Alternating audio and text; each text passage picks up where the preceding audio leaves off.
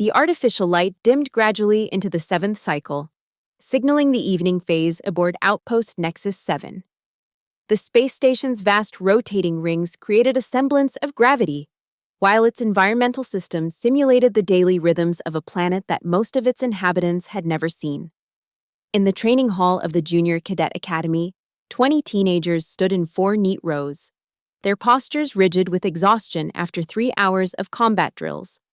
Leo Reynolds stood in the back row, his small frame nearly hidden behind the broader shoulders of his classmates. At 14, he was among the youngest in the advanced class, having earned his place through determination rather than physical advantage. Sweat glistened on his forehead as he maintained the final stance of the day's routine, his muscles trembling with the effort to appear steady. Instructor Krell prowled between the rows, his four-armed silhouette casting elongated shadows across the polished floor. The Vraxian combat master's skin held the bluish-gray tint characteristic of his species, with ridges that flared when agitated, as they were now. Pathetic, Krell hissed, stopping before a tall boy whose stance had faltered. Another cycle of this, and the Emperor's enemies would slice through you like soft protein. Again. The class repeated the movement in unison, and Leo felt a surge of pride as he executed the complex maneuver with precision. His smaller size often worked against him in direct combat, but it granted him an agility that larger cadets struggled to match. Acceptable, Krell finally announced, his secondary arms folding behind his back. Barely. You are dismissed. The formation broke, and the cadets began gathering their equipment, voices rising in tired conversation. Leo knelt to collect his training bands. When the cadet beside him, Darius, a boy whose father commanded a defense fleet, nudged him with an elbow. Hey Reynolds, still trying to compensate for being the smallest in class? Leo concentrated on adjusting his gear. Just trying to get better, like everyone else. Yeah, but some of us have potential. Darius laughed. What's your plan anyway? No way they'll let someone your size into actual service. Leo straightened, meeting the taller boy's gaze. My grandfather says size doesn't determine a warrior's worth. He should know. He trained the Emperor's personal guard. The conversation around them quieted, attention turning toward Leo's bold claim. Darius's eyebrows shot up. Your grandfather, the old mechanic who fixes atmospheric filters, that's the biggest load of... Something amusing, cadets? Instructor Krell's voice sliced through the chatter. The Vraxian had circled back, his primary eyes narrowed to slits. Sir, Darius straightened immediately. Reynolds here claims his grandfather trained the Emperor's guard. Leo felt heat creep into his face as Krell's attention fixed upon him, the alien's expression unreadable to most humans. But Leo had studied Vraxian facial indicators enough to recognize contempt. Is that so? Krell's mouth curved into what passed for a smile among his kind. Enlighten us, Cadet Reynolds. Your grandfather, the station mechanic, trained the Imperial Sentinels. Leo swallowed but held his ground. Yes, sir. Before retiring, my grandfather was Malcolm Reynolds, chief combat instructor for the... The sound that cut through his words was not so much laughter as a barking noise that made several cadets flinch. Krell's amusement was cold and deliberate. Malcolm Reynolds, Krell repeated, stepping closer until he towered over Leo. I've seen your grandfather shuffling through the lower decks with his toolkit, a hunched old man who can barely lift a hydrospanner. And you expect us to believe he trained elite warriors? The other cadets had formed a loose circle now, their expressions ranging from skepticism to pity. Leo felt his throat tighten, but he remembered his grandfather's words. Standing for truth isn't measured by whether others believe you. It's true, sir, Leo said quietly. Krell's ridges flared fully now, a sign of aggression rarely displayed in the training hall. The Imperial Sentinels are selected from the finest warriors across 12 star systems. They train under masters with centuries of combat experience, and you claim a human, a broken-down mechanic, shaped them. I'm only saying what he told me, sir. What he told you, Krell repeated, his voice dangerously soft. And you believed him because humans are notoriously gullible.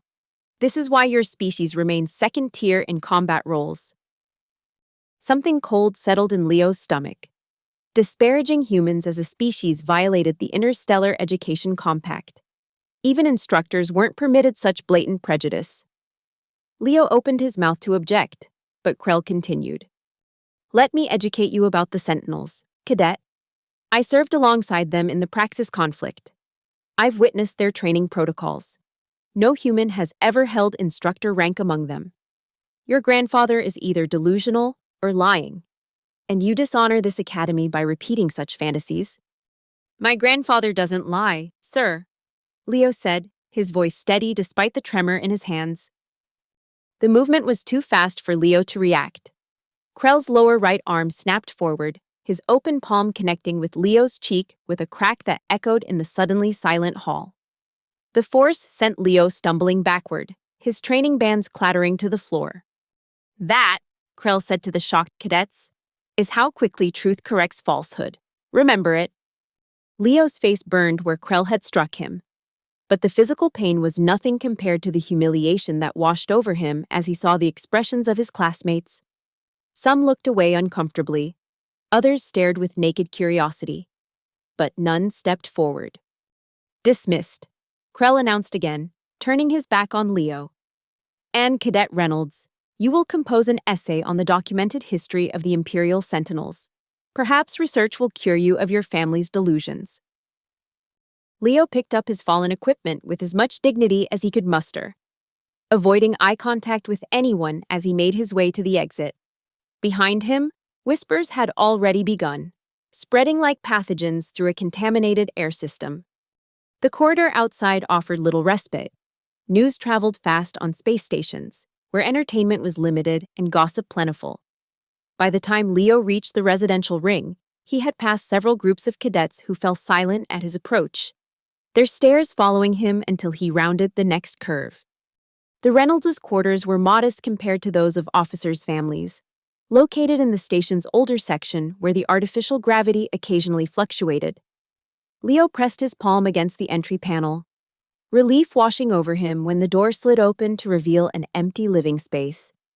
He couldn't face his grandfather yet, not with the mark of Krell's hand still visible on his cheek.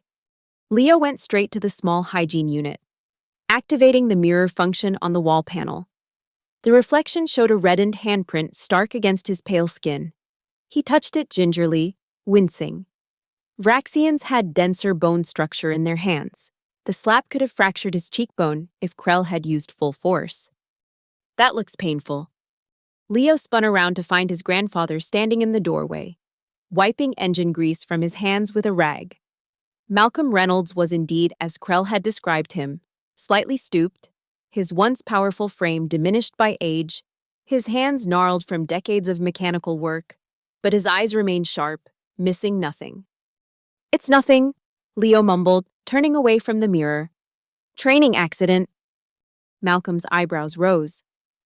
The shape of a Vraxian hand isn't what I'd call an accident. He stepped closer, gently tilting Leo's face toward the light. Krell? Leo hesitated, then nodded. Want to tell me why? The words tumbled out before Leo could stop them. I told them you trained the Emperor's Guard, and Instructor Krell said you were a liar, and I said you weren't, and he... Leo gestured to his face, embarrassment flooding back. Everyone was watching. Malcolm was silent for a long moment, his weathered face unreadable. Then he sighed, setting down his rag. I see. And now you're wondering if I've been telling you stories all these years. No, Leo said quickly, though the doubt had indeed crossed his mind. I know you wouldn't lie to me. But you're wondering why no one believes it. Malcolm finished for him. He gestured toward their small common area. Come sit, it's time I showed you something. Leo followed his grandfather to the worn couch that faced their viewport, beyond the reinforced glass. The endless black of space was punctuated by distant stars and the occasional transport vessel.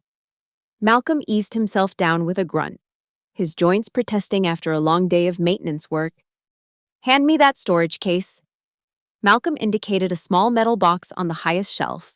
One Leo had been forbidden to touch for as long as he could remember. Leo retrieved it carefully, feeling its substantial weight as he placed it on the table before them. Malcolm pressed his thumb to the biometric lock, and the case opened with a soft hiss of equalizing pressure. Inside, nestled in protective foam, lay a medallion unlike anything Leo had seen before. It was about the size of his palm, crafted from a metal that seemed to absorb and reflect light simultaneously. The surface bore an intricate relief, a stylized human figure standing between two larger alien forms, with a star pattern above them that Leo recognized as the Imperial constellation. The Sentinel's medal, Malcolm said quietly, awarded to only 23 beings in the last century, 3 of them human. Leo stared at the medallion, afraid to touch it. You really were. Chief Combat Instructor for the Imperial Sentinels, yes. Malcolm lifted the medal from its case.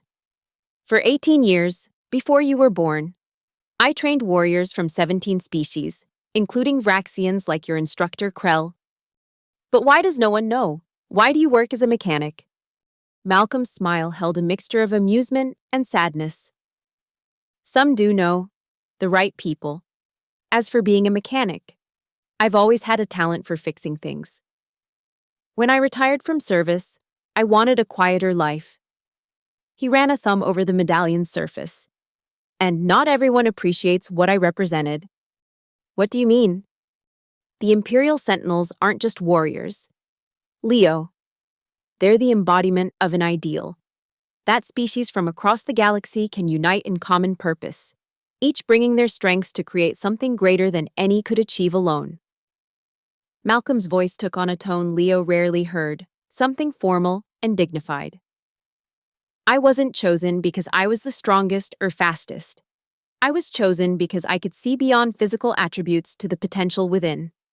Leo thought of Krell's dismissal, his insistence that humans were second tier. But Instructor Krell said no human ever trained Sentinels. Malcolm's expression hardened. Krell said that, did he? Interesting. He closed the case slowly. What else did he say? Leo recounted the confrontation in detail, watching his grandfather's face grow increasingly grim. And he struck you, Malcolm concluded, his voice dangerously quiet. A combat instructor struck a cadet for defending his family's honor. It doesn't matter, Leo said quickly, suddenly worried about the look in his grandfather's eyes. I shouldn't have mentioned you. It just slipped out. It matters. Malcolm stood, his posture straightening in a way that momentarily banished all signs of age. It matters very much, Leo. Not because of my pride, but because an instructor who resorts to violence against his students has forgotten the first principle of combat training. What principle? That power exists to protect, not to dominate. Malcolm walked to their storage closet, retrieving an old duffel bag Leo had never seen used. Tomorrow morning, you and I are going to visit the training hall before your class begins. What? No, Leo protested. Grandfather, please, it will only make things worse. Malcolm began placing items in the bag with methodical precision. Sometimes, Leo, things need to get worse before they can get better. Trust me on this. Leo spent a restless night, his dreams filled with Krell's mocking laughter and the stares of his fellow cadets. Morning arrived too quickly, the artificial dawn sequence filtering through their quarters' lighting system. Malcolm was already up, dressed not in his usual mechanic's coveralls, but in a simple black tunic and pants that Leo had never seen before. Eat, Malcolm said, placing a nutrient pack before Leo. You'll need your strength today. For what? Leo asked, though he dreaded the answer. For standing by the truth, Malcolm replied simply. They left their quarters just as the station was coming to life, residents emerging for the first shift of the day. Several people greeted Malcolm with the casual familiarity reserved for maintenance staff, but Leo noticed something he hadn't before, a certain deference in their manner. An extra moment of eye contact that suggested respect beyond his grandfather's official station. The training hall would be empty for another hour before the first classes began. Leo's security credentials wouldn't grant access outside scheduled times. But to his surprise, Malcolm approached the main entrance rather than the cadet entry point. "Grandfather, we can't." Malcolm pressed his palm to the security panel. After a brief scan, the system chimed. Identity confirmed, Reynolds, Malcolm J. Override authority recognized. The doors slid open, revealing the empty training hall. Leo stared at his grandfather in disbelief. "You have override codes?" Malcolm smiled slightly. "I maintain the environmental systems in this section. Of course, I have access." He stepped inside, gesturing for Leo to follow. "But yes, there are other reasons the system recognizes me." The training hall looked different in the low light of early cycle, larger and somehow more solemn. Malcolm walked to the center of the room, set down his duffel bag, and began a series of stretching exercises that Leo recognized as warm-up routines, though executed with a precision his instructors had never demonstrated. "What are we doing here?" Leo asked, nervously glancing toward the doors. "Waiting," Malcolm replied, his movements fluid despite his age. "And preparing." "For what?" "For truth to meet consequence." Leo didn't understand, but something in his grandfather's tone discouraged further questions. Instead, he mirrored Malcolm's movements, finding comfort in the familiar routine. They continued in silence until the sound of approaching voices reached them. The main doors slid open, and Instructor Krell entered, accompanied by 2 assistant trainers, a human woman and a Centaurian male. They stopped abruptly at the sight of Leo and Malcolm in the center of the hall. "Unauthorized access," Krell barked, his ridges flaring. "Security protocol violation. Identify yourselves immediately." Malcolm straightened, facing the Vraxian directly.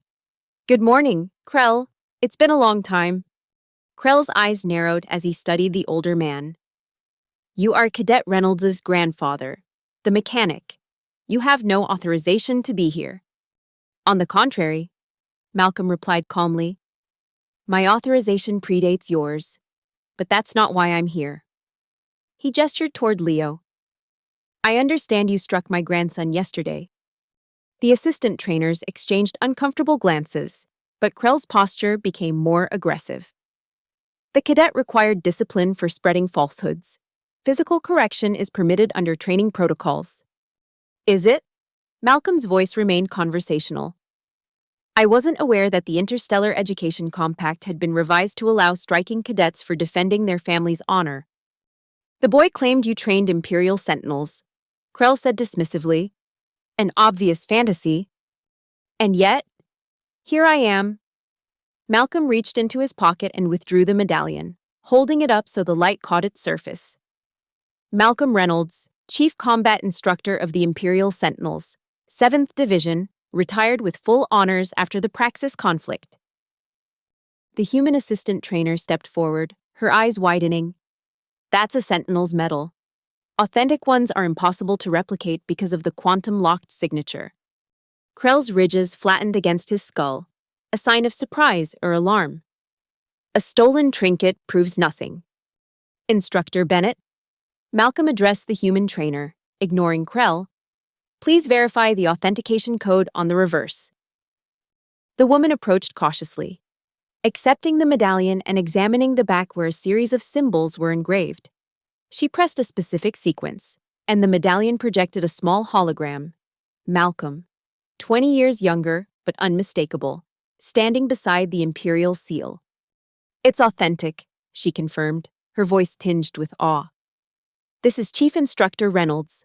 I studied your combat methodologies at the Academy." The Centaurian assistant whistled softly, his species expression of shock. "The Reynolds method is still part of advanced combat curriculum. I didn't connect the name." Krell's composure fractured visibly. "Impossible. I served with the Sentinels. I would have known." "Would you?" Malcolm interrupted, taking back the medallion. "You served in an auxiliary capacity during the final phase of the Praxis conflict. Your unit was attached to Sentinel forces for 3 operations, but you never entered the Imperial compound where training occurs." His gaze was steady. "I reviewed your service record before coming here today. You performed adequately, but not remarkably enough to be considered for Sentinel training yourself." Leo watched the exchange with growing amazement. His grandfather's voice had changed, taking on an authority that commanded the room. Even the assistant trainers had unconsciously shifted to attention stances. "Why are you here?" Krell demanded, his four hands clenching into fists. "To embarrass me before my staff? To undermine discipline?" "I'm here," Malcolm said quietly, "because you struck my grandson for telling the truth. Because you used your position to humiliate a child rather than educate him. Because you demonstrated exactly why you were never considered Sentinel material." Murmurs and shuffling sounds came from the entrance. Cadets had begun to arrive for morning classes, drawn by the unusual scene unfolding in the training hall. Leo spotted Darius among them, his usual confidence replaced by open curiosity. "I demand you leave immediately," Krell hissed, aware of the growing audience. "This is a disruption of official training." "Actually," Malcolm replied, "I believe this is exactly what these cadets need to learn." He turned to address the gathering students. "How many of you have been struck by Instructor Krell during training?" A tense silence followed, broken when a girl in the second-year group slowly raised her hand. Others followed, nearly a third of the assembled cadets. Leo was shocked. He'd assumed he was a unique target. "Physical correction is standard in combat training," Krell insisted, though his voice had lost some of its certainty. "Pain is part of combat training," Malcolm corrected. "Deliberate humiliation is not. There's a difference between a training bruise earned in practice and a blow delivered in anger or contempt." He looked around at the cadets. True warriors discipline themselves first, mastering their own emotions before attempting to lead others. Krell's ridges darkened, the Vraxian equivalent of a flush. "You question my methods. I have certified more combat-ready cadets than any instructor in this sector." "And how many of them serve with distinction? How many advance beyond initial postings?" Malcolm asked. "Quantity isn't quality, Krell. The Sentinel Code is clear. We forge strength through wisdom, not fear." The tension in the room had become palpable. More cadets and even some parents had gathered at the entrance, drawn by the unusual confrontation. Leo noticed several recording devices activated among the spectators. This was becoming a public incident. "Enough philosophy," Krell snapped, stepping forward aggressively. "You were perhaps something once, old man. But now you're just a mechanic with delusions of relevance. I won't have my authority undermined by nostalgia." Malcolm sighed. "I had hoped for better, but perhaps this is necessary after all." He turned to the human assistant. "Instructor Bennett, would you be kind enough to designate a demonstration circle?"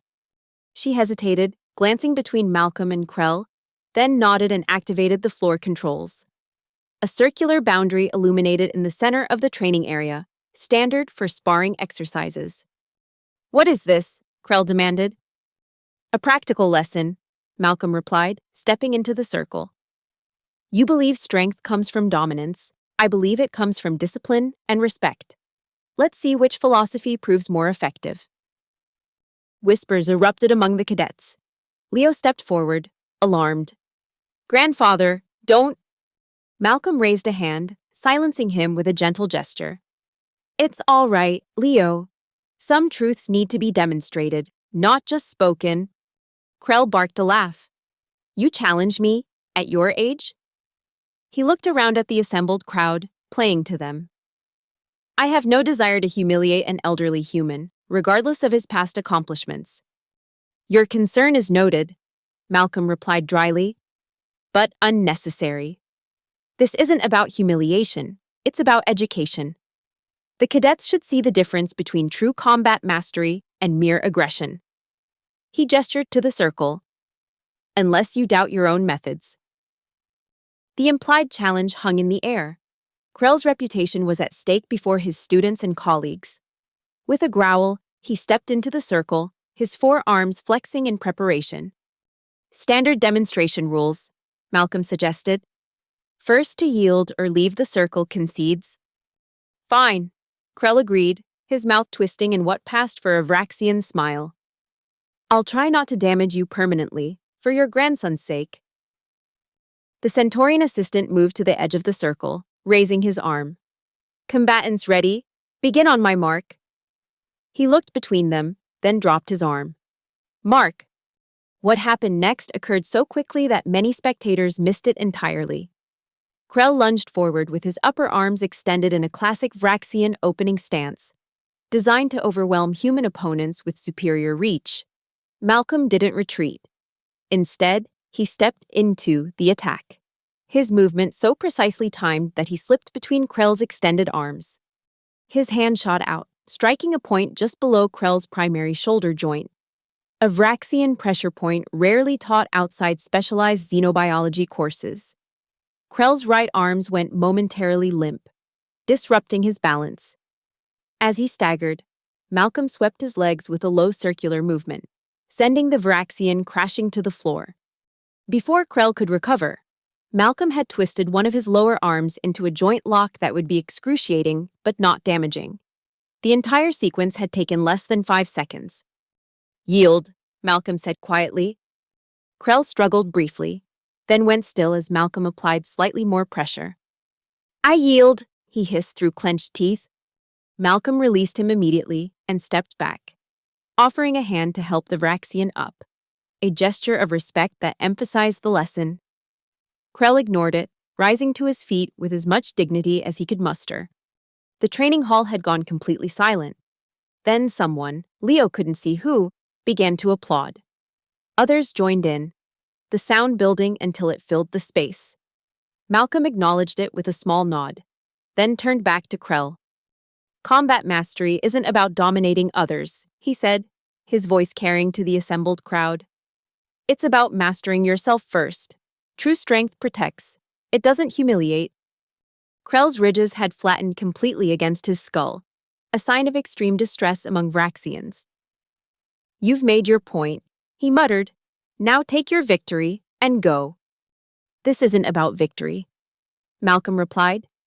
It's about truth. And there's one more truth that needs addressing.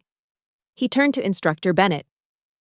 I'd like to review Instructor Krell's certification credentials. Please. Bennett hesitated, looking toward Krell, who had gone very still. As a former chief instructor with override authority, I have the right to verify any combat trainer's qualifications. Malcolm added, Standard protocol under Section 7 of the Interstellar Education Compact. The records are in the administrative system, Bennett said after a moment. I can access them from the main console. No need. Krell interrupted. His posture had changed, deflating from aggression to resignation. My advanced certification is provisional. A new wave of whispers swept through the crowd. Provisional certification meant Krell wasn't fully qualified to train advanced combat classes, a serious violation of Academy regulations. I suspected as much, Malcolm said. And the supplementary training fees you've been charging cadets for specialized instruction. Leo's eyes widened. Several of his classmates had mentioned paying extra for Krell's elite training sessions, though Leo's family couldn't afford them. Those are not officially sanctioned, Krell admitted, his voice barely audible. Malcolm nodded, his expression grim but not triumphant. I thought not. He addressed Bennett and the Centaurian assistant. I suggest you conduct a full audit of the training program. I'll file a formal report with the Academy Oversight Committee, but I leave the immediate administrative response in your hands. The hall erupted in conversation as the implications became clear. Parents pushed forward, demanding answers about the fees they'd paid. Cadets exchanged shocked glances. Their perception of their feared instructor transformed in moments. Leo stood frozen, unable to process the rapid shift in reality. Yesterday, he had been humiliated for defending his grandfather's honor. Today, that same grandfather had exposed corruption and demonstrated combat mastery beyond anything the cadets had witnessed. Malcolm walked back to Leo, retrieving his duffel bag as if nothing extraordinary had occurred. I believe that concludes our business here, he said calmly. You'll probably have a different instructor tomorrow. Grandfather, Leo managed, his voice strangled with emotion. I never knew you could. Malcolm smiled, the familiar gentle expression returning to his weathered face. There's a lot you don't know about me yet, Leo. That's how growing up works. you gradually discover that the adults in your life have dimensions you couldn't see when you were younger. He placed a hand on Leo's shoulder. Just as I'm discovering new dimensions in you. In me, I didn't do anything. I just got slapped and embarrassed. You stood by the truth even when it cost you. Malcolm corrected. That's not nothing. That's everything. As they turned to leave, they found their path blocked by a cluster of cadets, Leo's classmates among them. Darius stepped forward, his usual arrogance replaced by something approaching respect. Sir, he addressed Malcolm. Is it true you developed the adaptive response system used in multi-species combat training? Malcolm raised an eyebrow. I contributed to its development. Yes. Could you? Darius glanced at his fellow cadets, receiving nods of encouragement. Could you show us just a few techniques, the ones that aren't in the standard curriculum? Malcolm considered the request, his eyes finding Leo's. What do you think, Leo? Should we share some real training methods with your classmates? Leo felt a surge of pride warm his chest. I think they'd benefit from it, grandfather. Very well, Malcolm agreed. But not here. The hydroponics garden in Residential Section C has an open area we can use, after your regular classes today. The hydroponics garden? Darius looked confused. That's not a training facility. Exactly. Malcolm smiled. Combat doesn't always happen in convenient locations. Real training prepares you for reality, not artificial scenarios. He gestured toward the exit. Spread the word to anyone who's interested. We'll be there at 19th cycle. As they left the training hall, Leo noticed the administration officials arriving, summoned by the commotion. News of the confrontation had already spread throughout the station's communication channels. His personal device vibrated continuously with messages from cadets who hadn't witnessed the event, begging for details. This is going to change everything, Leo murmured as they walked through the corridors. People stepped aside, watching them pass with new interest. For a while, Malcolm agreed. But change is constant. What matters is how we respond to it. Krell will be disciplined, won't he? Most likely removed from his position, once the financial irregularities are investigated. Malcolm said, but that's not our concern anymore. We've done what was necessary, stood for truth, and demonstrated an alternative. Leo thought about the impromptu training session his grandfather had offered. Why the hydroponics garden? Why not wait until they assign a new instructor? Malcolm's eyes twinkled. Because formal systems sometimes need to be bypassed to achieve real growth. The academy will eventually appoint a new instructor, probably a good one. But in the meantime, those cadets are hungry for knowledge, and there's an opportunity to show them something different. By 19th cycle, word had spread far beyond Leo's immediate classmates. When they arrived at the hydroponics garden, a vast chamber where food crops grew in spiraling arrangements under specialized lighting, nearly 50 cadets awaited them. Some had brought parents or siblings, creating an atmosphere more like a community gathering than a training session.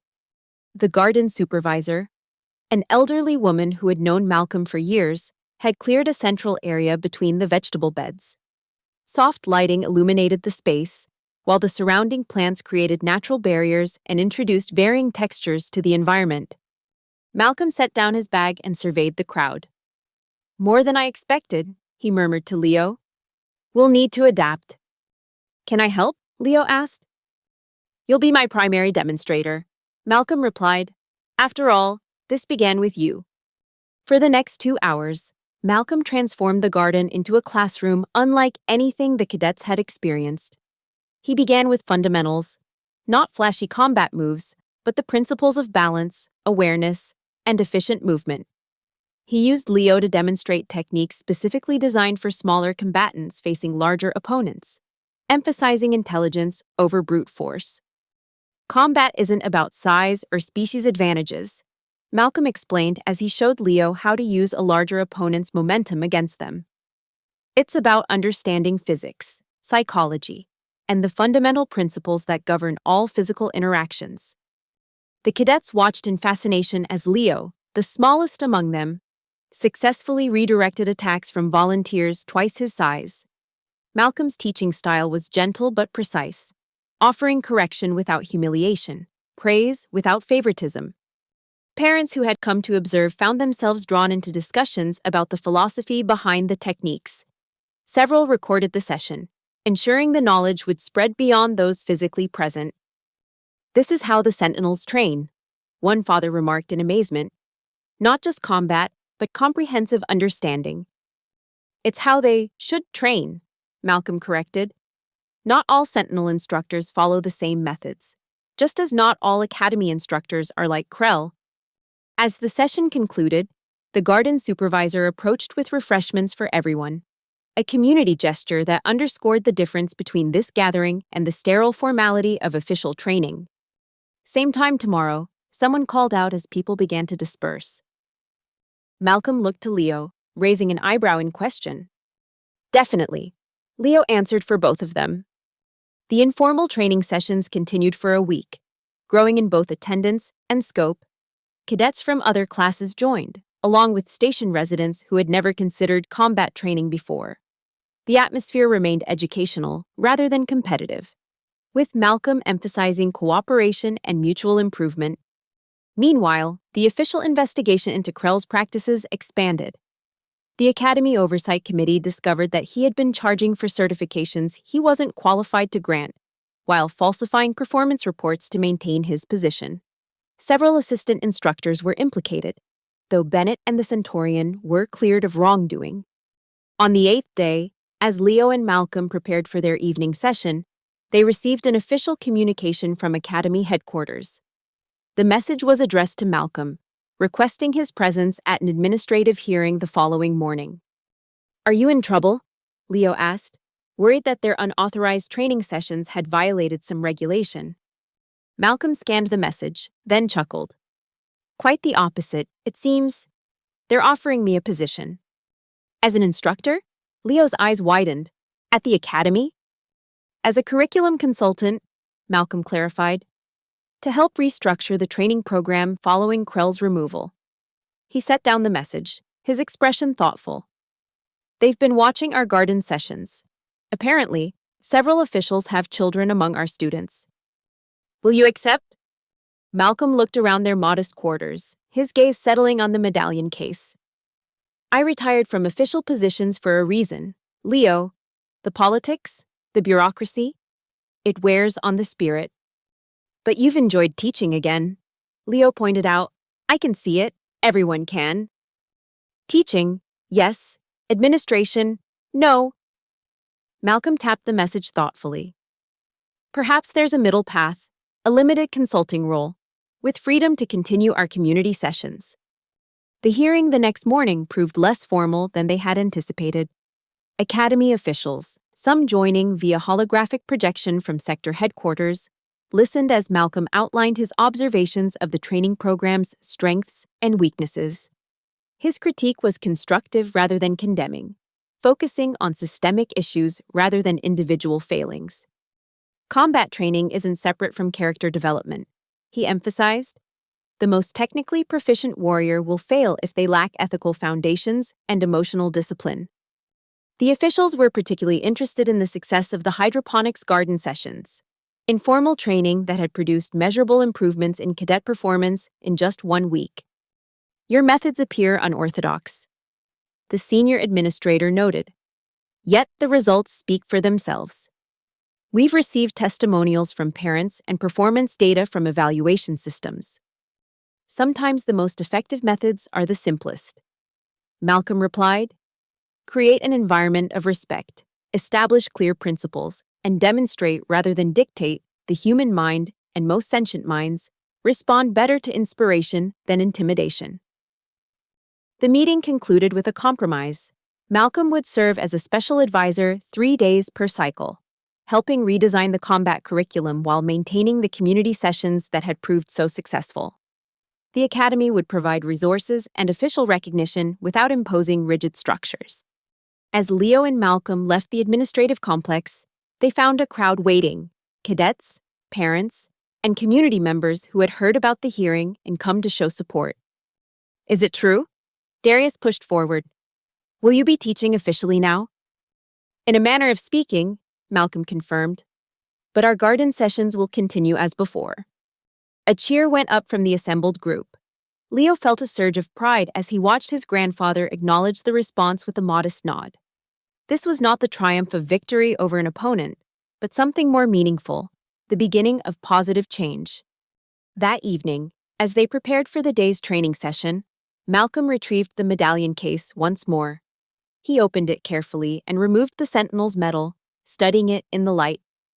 "Leo," he said quietly, "I've been considering something important." Leo looked up from adjusting his training gear. "What is it?" Malcolm held out the medallion. "I believe this belongs with you now."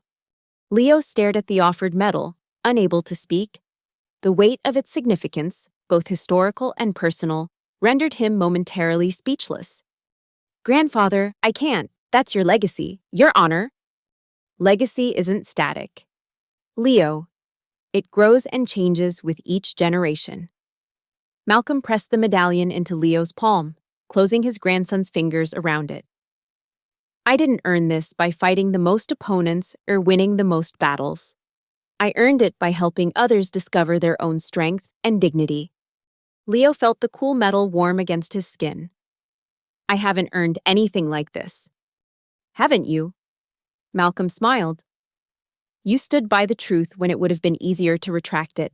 You faced humiliation with dignity. And now you're helping create something new, a community of learners based on mutual respect." He gestured toward the door, where the sound of arriving participants could already be heard.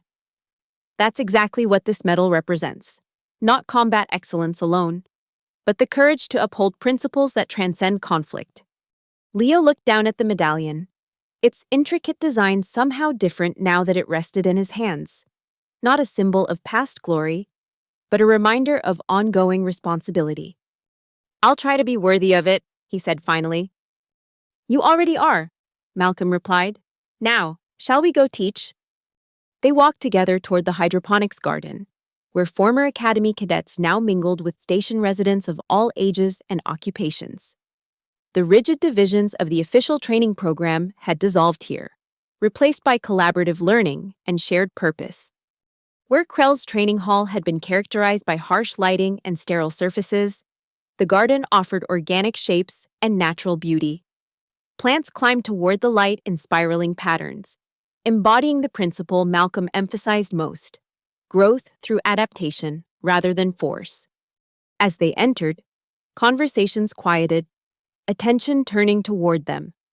Leo felt a moment of trepidation, not from fear, but from awareness of the trust these people placed in him and his grandfather. Trust earned not through intimidation, but through demonstrated integrity. "Ready?" Malcolm asked quietly. Leo nodded, the medallion secure in his pocket, not displayed as a symbol of authority, but carried as a private reminder of the principles it represented. "Then let's begin," Malcolm announced to the waiting group. "Today, we learn how strength serves protection, not dominance, how discipline creates freedom rather than constraint." He gestured to Leo. "My grandson will demonstrate first, as he has already mastered the most important lesson, standing firmly by truth, regardless of consequence." As Leo moved to the center of the practice area, he caught a glimpse of his reflection in one of the garden's water recycling tanks. The mark of Krell's hand had faded completely from his cheek, but something new had taken its place, a quiet confidence that came not from physical prowess, but from knowing who he was and what he stood for. In that moment, surrounded by community rather than hierarchy, Leo understood what his grandfather had been teaching him all along. True strength wasn't measured by the ability to dominate others, but by the courage to remain true to oneself and the wisdom to use whatever power one possessed to protect and elevate those around you. He began the demonstration sequence, his movements fluid and purposeful. Not perfect, he was still learning, but authentic and grounded in principles that would outlast any single technique or training system. Behind him, Malcolm watched with quiet pride. The legacy continued, not as an exact replication of what had come before, but as an evolution. The past informing the present while creating space for a future that might surpass them both.